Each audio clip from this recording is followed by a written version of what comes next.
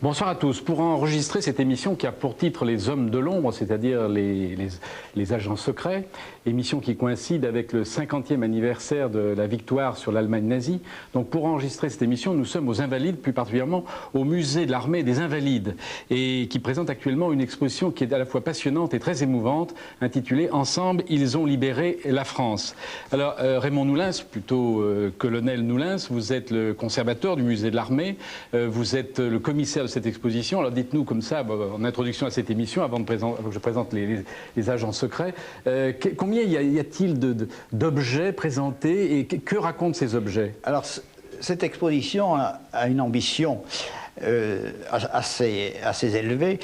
Elle se propose de raconter comment s'est fait la libération de la France et d'évoquer le rôle de tous ceux qui, à un titre ou à un autre, qu'ils soient à l'intérieur ou à l'extérieur du territoire, qu'ils soient civils ou militaires, ont contribué à ce mouvement de libération. Alors donc avec tout ce dont ils se sont servis... Combien y a-t-il d'objets? Oui, alors il y en a 450 environ. Oui, 450. Alors on voit, il y a des costumes, des casques... Il y a d'abord des images, des images fixes, des images mobiles, il y a des uniformes, il y a des armes, il y a des documents, des journaux, des tracts, des affiches. Oui. Ces objets, pour la plupart, ne sont pas très beaux, mais ils ont été choisis en fonction de leur vérité. Et ils sont émouvants, et j'en présenterai tout à l'heure quelques-uns, notamment des brassards, des cartes étonnantes, des machines. Enfin, nous verrons ça tout à l'heure au cours de cette émission. Alors je vous présente mes invités, le colonel Paul Pailleul, 90 ans.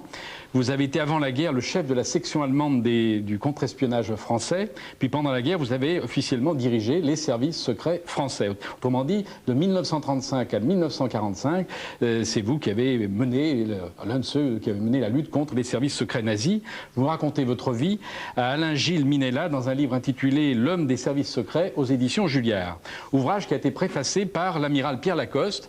Alors vous nous direz tout à l'heure, amiral, pourquoi vous admirez Paul Pailleul. Alors, Anatoly Gourevitch, 81 ans, vous êtes un citoyen russe, vous vivez actuellement à Saint-Pétersbourg, vous publiez chez Grasset vos souvenirs d'agents secrets sous le nom de Kent. Vous avez été le collaborateur de Léopold, du fameux Léopold Trepper, le chef du réseau de renseignement le plus important et le plus efficace de la Deuxième Guerre mondiale, qu'on appelle l'Orchestre Rouge.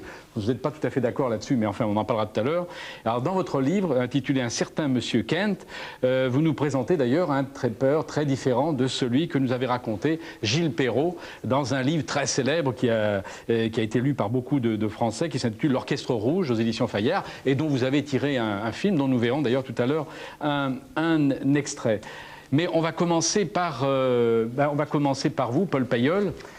Et alors, on va commencer par vous, mais pas tout à fait par vous. J'ai envie de commencer par un agent secret que personne en France ne connaît, ou bien que vous lui ayez consacré un livre il y a, je ne sais pas, 10 ou 15 ans. Il s'appelle Haché. Vous dites que c'est l'agent secret le plus important de la Deuxième Guerre mondiale. Il a été recruté par les Français, c'était un Allemand, et il a fait des révélations extraordinaires. Et on ne le connaît pas en France. Alors, c'est quand même assez extravagant, ça, parce qu'on connaît un homme comme Sorge, dont vous dites que Haché a été plus important que lui. Donc là, il y a un véritable mystère. Alors, ce Haché, c'est un Allemand, il s'appelle en vérité Hans Thilo Schmidt. C'est ça. Et c'est de lui-même qu'il est venu se présenter, qu'il a offert ses services. Tout à fait. Avant de vous exposer cette affaire, je voudrais tout de même mettre une petite chose au point. Oui. Celui qui a déclaré que Hans Thilo Schmidt était l'espion qui avait eu la plus grande influence pour la Deuxième Guerre mondiale, ce n'est pas moi, c'est l'historien américain David Kahn.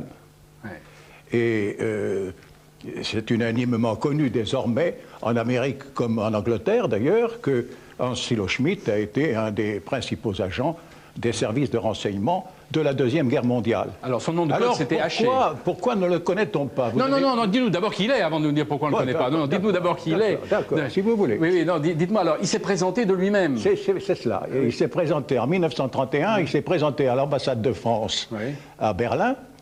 Il a fait des offres de service en disant qu'il était dans un service spécial du ministère de la Guerre allemand. Ce service spécial, c'était le service du chiffre. Effectivement, c'est un service qui est très secret et qu'on a tout intérêt à percer, n'est-ce pas? D'autant plus à l'époque que les messages qui étaient transmis par la Reichswehr ne nous étaient pas audibles, nous n'arrivions pas à les percer, et nous espérions que un informateur dans la section du chiffre du ministère de la guerre allemand pourrait peut-être nous aider à vaincre ce secret de l'armée allemande. Et le voilà, c'est la personne de Schmitt. Voilà, donc, il offre ses services. Bien sûr, il va les monnayer, bien sûr, très cher. La première rencontre a lieu à Verviers. Oui. Et dans les jours qui vont suivre, il va arriver à nous faire passer la preuve qu'il est effectivement très très bien placé. Mais il ajoute une chose extrêmement importante, qu'il est le frère d'un officier supérieur d'une très très grande classe et qui sera par la suite le patron d'une grande unité blindée allemande, le général Rudolf Schmitt. Schmitt, donc, a pour nous un double caractère d'intérêt. D'une part, percer les secrets de la transmission allemande, et d'autre part, obtenir par l'intermédiaire de son frère des informations sur le devenir de l'armée allemande et son réarmement. Oui. Ce qui fait que pendant toute cette période qui va de 1931 jusqu'à 1940, nous aurons de sa part des informations de tout premier ordre. Oui.